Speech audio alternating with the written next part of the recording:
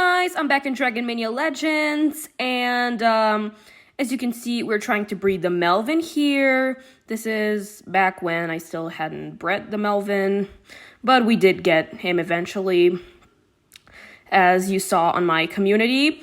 And we're hatching the Beach Day Dragon. Look how adorable that dragon is. It looks so cool, to be honest, like with that beach ball looking kind of egg, and this little umbrella hat thingy, the glasses and everything. It just looks really, really cool in my opinion. It's from those level 50, level 2 enchantment bundles like Georgie. I didn't actually get him for like my team, although I will probably put him temporarily at least, because why shouldn't I take advantage of the fact that he's level 50 and enchanted to 2 stars, and I had to waste 0 resources on that. So yeah, and his elements are not too bad. Like, I think that the metal, the wind, the water, they're all pretty good elements in my opinion, like especially the water. That's an amazing element. So yes, and I really want the chocolate dragon, but I just keep getting like magnets and stuff. Why? I get it. Yesterday we were looking at a presentation about magnets, but do magnets really have to stalk me outside of school? I mean, I was using a double egg relic, and it like gave me a choice between the magnet and the professor, and of course I chose the magnet because it takes less time at least. Although the best misbreed you could get from that combination is probably like the snow and the mud dragon. Those take like 2 hours. But yeah, I really hope I get the chocolate dragon because, I don't know, I just really want it. I like chocolate and stuff. I want to have a chocolate dragon. And I'm just upgrading temples, at least the ones I can upgrade right here. Yeah, there aren't a lot of temples I can upgrade at the moment, but I did end up upgrading the water temple and the plant temple. As for the alterations I'll make in my team, I'm sorry, Pixie, but I have to get rid of you because I don't think it's really useful considering the fact that the legendary element is pretty useless. I love legendary dragons. I loved it when they were the meta, basically. Like, it was such a great thing that they could be regularly bred, and every single month you could breed the dragon of the month and then basically have an amazing team. But now all legendaries are is just like little collectible figures that just stay in your island and collect dust. At this point, because of sigils, because of the dungeon becoming the most important part of the game, and because of the addition of better dragons, legendaries have become worse than epics. I honestly wish I was lying, but at this point, they're worse than epics, according to the grand majority of people. And it is because the legendary element wastes an element spot. The only aspect in which they're better than epics is the base stats, of course. And specifically, the Pixie doesn't have any particularly good elements. Like, the wind is fine, but the plant is not as good as it used to be. Like, when I first came back to DML, I had no idea that Shadow and Plant were nerfed, and I had absolutely 0 clue as to what I'm supposed to do with my team and what is considered good now. I mean, if you want to do arena and such stuff, I don't think Shadow and Plant would be too bad, but who knows? I guess I'll just not use the Pixie and that's it.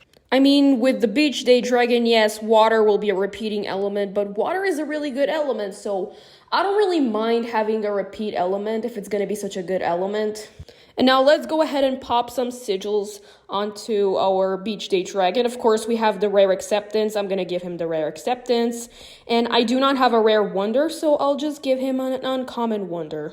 2 out of his 3 elements are elements that grant positive effects. So yes, I think acceptance and the wonder are a good choice for the Beach Day Dragon. I could technically use a witchcraft because of the wind, which casts a negative effect, but I think it's better if I use the wonder instead of the witchcraft. But on the other hand, I have a rare witchcraft, whereas I don't have a rare wonder. So if I put the rare witchcraft, I think it will do more good, but I'm not really sure. So please write in the comments below, do you think I should give him the rare witchcraft until I get a rare wonder, or should I just keep the uncommon wonder? And here we are testing out our new team member. He looks pretty good next to his teammates now. You look good, buddy, don't ya? Yeah, I think he's pretty good for now. He's gonna serve the purpose that he needs to serve.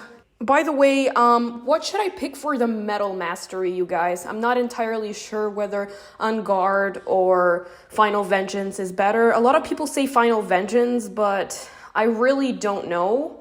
So, again, give me some advice in the comments below. What do you think is better? When I did the hero challenge with the Puss in Boots dragon, I picked On Guard. Because the final vengeance is once the dragon gets killed. And obviously with the hero challenge, there's only one dragon I can use.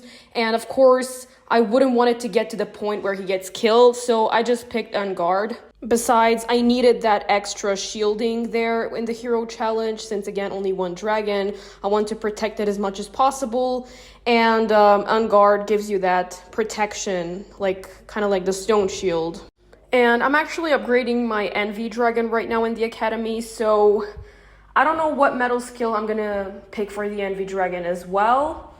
And I'm not actually planning to use the Envy Dragon in the team that much. Like, I'm just keeping it around for like as an alternative or something. It's not really that important, but I decided to upgrade it in the Academy anyway. Like, it's always good to have your dragon's skills upgraded. Like, in the dungeon, you're gonna need like a higher number of dragons.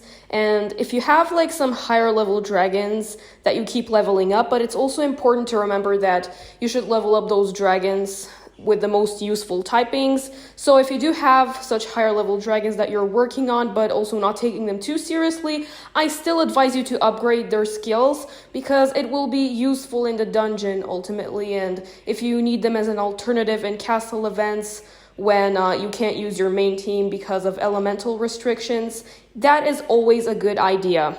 And I'm actually thinking of continuing to buy those level 50 bundles because they provide me with more high level dragons that I can use. And the more higher level dragons I have, the better. And I'm actually gonna rename my Beach Day dragon over here to Minko. Like, that's like a last name kind of thing, but I think it really fits him all right. So yeah, that's your new name. I hope you like it. I don't actually name all of my dragons. Like, some of them have their default names, but I find the default names kind of weird sometimes. So whenever I can think of a name for a dragon, I give them that name. But in the end, it doesn't really matter what names your dragons have. It really doesn't matter, but still, I just do it because I want things to be, I don't know, more fun for me. And here's actually the Gorilla Dragon. We hatched the Gorilla Dragon. And apparently it's one of the harder ones to breed from the enchanted ones, so I'm glad we got it. Here are all of the enchanted breedables I have so far. We got the Frosty, we got the Beetle, the Fossil, the Bloom, the Box. I'm actually pretty happy with what I have so far. And most of these took so little tries. And I'm really happy that I got lucky. And that was it. Bye.